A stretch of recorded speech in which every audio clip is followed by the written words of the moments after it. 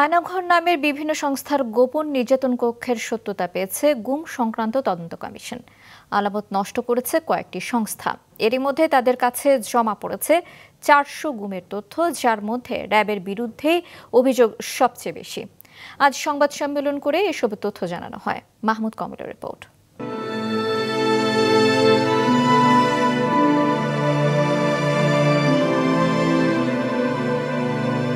2009 থেকে চলতি বছরের 5ই আগস্ট আওয়ামী লীগের দীর্ঘ এই শাসনামলে আলোচনার বড় ইস্যু ছিল রাষ্ট্রীয় পৃষ্ঠপোষকতায় গুম।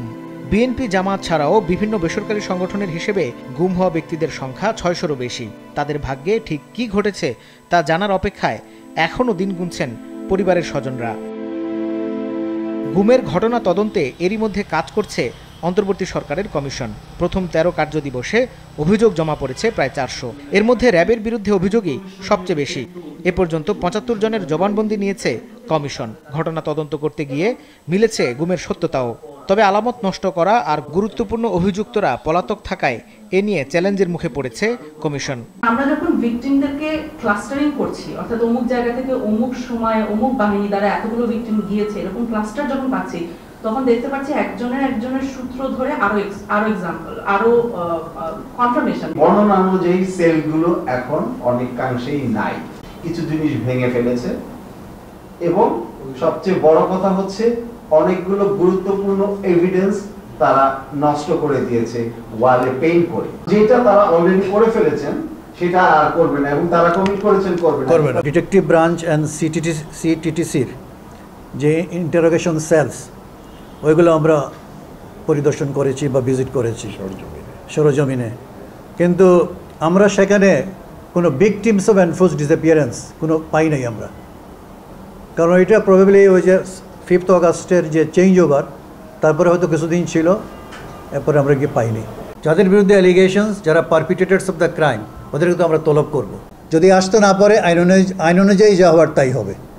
তাদের অ্যাবসেন্সে এইগুলা আমরা অভিযোগগুলো নিষ্পত্তি করব। আর যেগুলো আপনার অ্যাভিনিউজ আছে সেগুলো আমরা এক্সপ্লোর করব।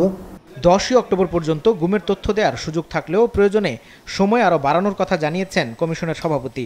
আশ্বস্ত করেছেন নিরপেক্ষ তদন্তের ব্যাপারেও।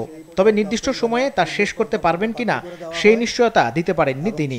আয়নাঘর থেকে তো অনেক ফেরত আসছে, আবার অনেকে আসে নাই। আর যারা ফিরে আসে নাই, কি অবস্থায় আছে, কোথায় আছে, এগুলো তো আপনার the inquiry process still underway.